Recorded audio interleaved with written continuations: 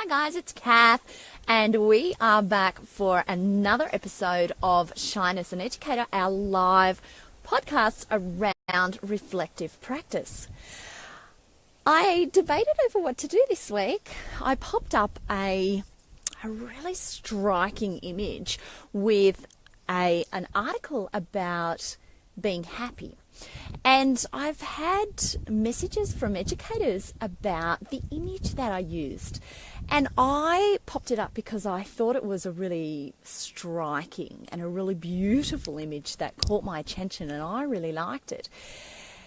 And so for me, it really matched with the article that I was putting out. But some other educators really didn't like it. They found it really confronting. They found it too striking. And so much so that one wouldn't even read the article. And I was like, ooh, okay, gee, that just shows to me how different our opinions can be. And they're still right. They're still right for us as people. And I found that really interesting. So I've just finished a course on values. And over the last couple of weeks with our podcast, we've been looking at trust, disruptive thinking, respect, those sorts of things that line up with, or those sorts of values that line up with us as educators. And I've really tried to get you thinking about those different values that we have, how we use them as educators, how they are showing up in our care settings, but also how do they change us as educators when we realise that we may not be living quite or have one of these values show through our care setting as we really hope they would be. So one of the podcasts that I listened to spoke about purpose, and that's what I tried to focus on in this blog that I popped up. And it was around, does being an early childhood educator make you happy? And actually having a really conscious thought and putting some time aside to actually think about this. Sometimes we head down a path that we think will make us happy, and we make choices that we think will make us happy. And then as we spend time, and time just sort of goes, sometimes we don't take the time to realise that maybe this path didn't make us as happy as we thought it would. So, have you thought about your purpose lately? And sometimes this is a little bit too confronting for educators. They don't like to actually take the time to think about these sorts of things. But by recognizing and thinking about your purpose, it will help with living your values, knowing what's important to us. And you might say, okay, how does that relate to programming, Kath? Where are you going with this? How does this really make a difference to me as an early childhood educator? And you know me, I always bring things back to being an early childhood educator, how this and how we affect the children that we care for, our precious, precious children that we really need to do the best that we can for. So how does this affect them? It affects them by our level of motivation and by us enjoying what we do.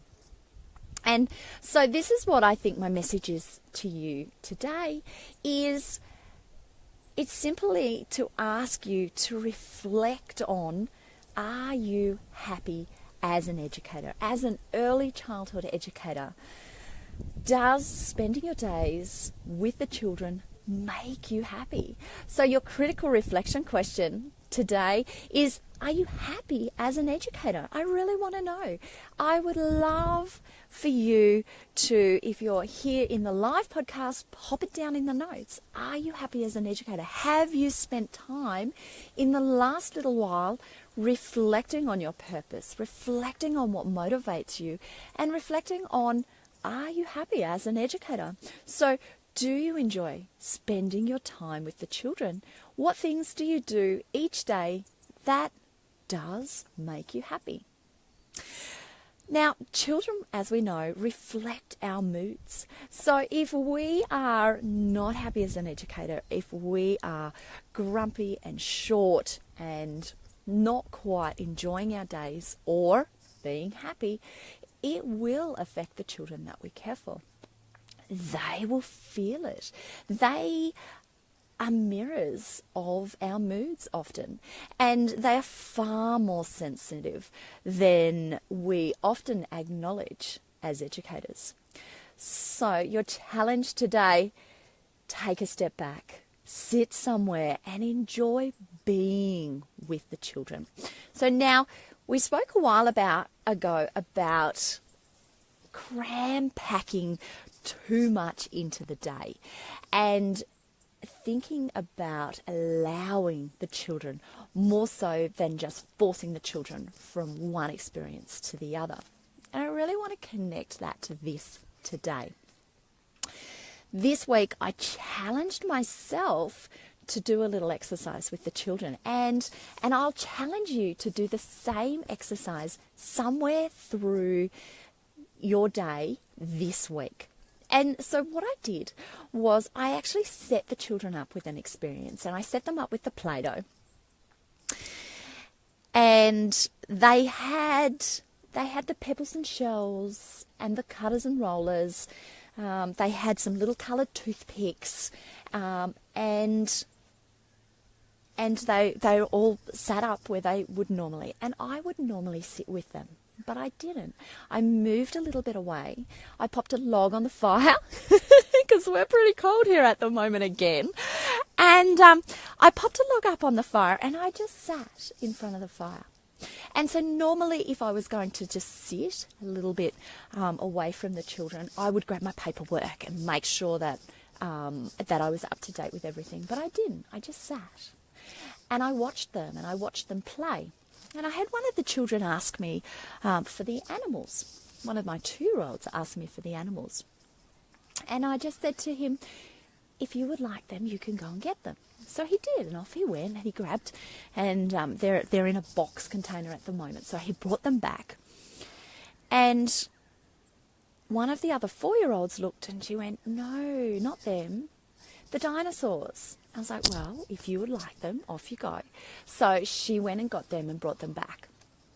And then she looked at me sitting there and she came over and she gave me a snuggle. And then she went back to the Play-Doh. And then one of the older little boys he's just turned 4 as well, he looked at, and I have a little habit that I do when the children are having messy play or when they're having things like Play-Doh and those sorts of things up at the table.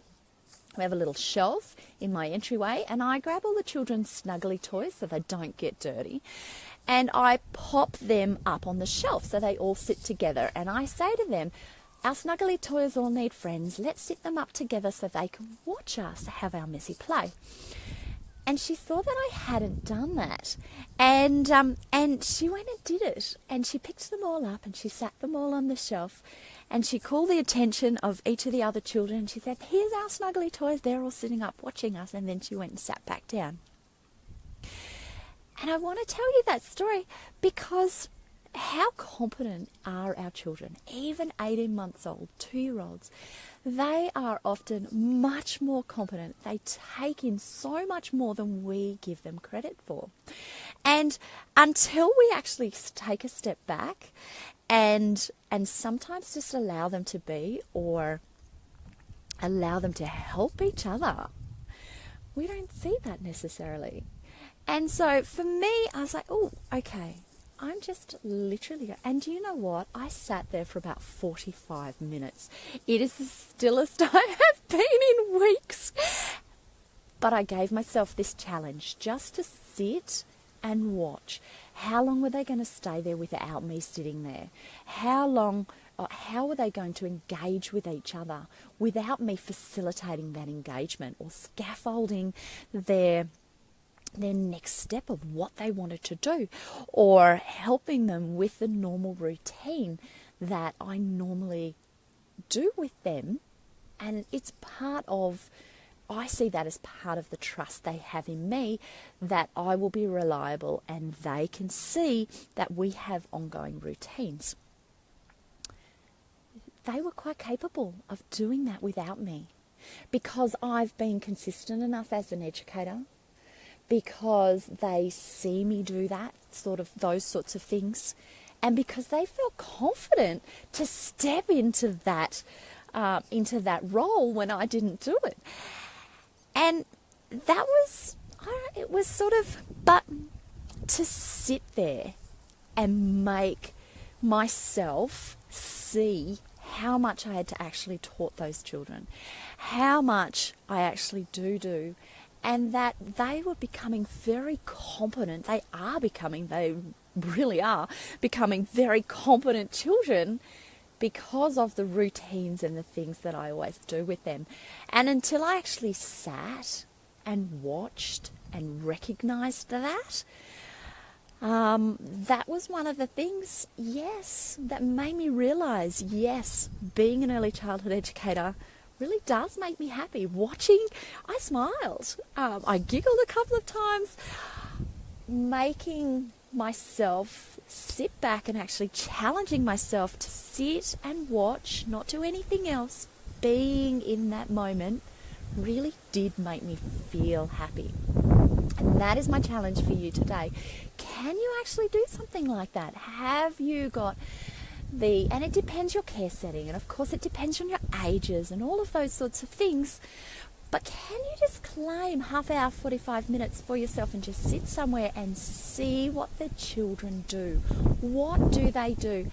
And does that make you feel happy? Does it make you feel joy and rewarded and motivated to continue working with the children? So your top tip for you for today is, it's not always about the push. It really isn't. We are here to encourage the children to be their own little people. If we are steering them, forcing them to conform all the time, how are they going to know what makes them happy?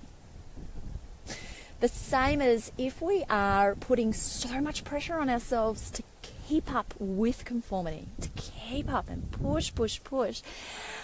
When is the time to step back and say, is this making me happy? Am I on the right path? Am I still doing a job that makes me proud and makes me feel joy? Where I know I really truly make a difference. So, is there changes that you need to make?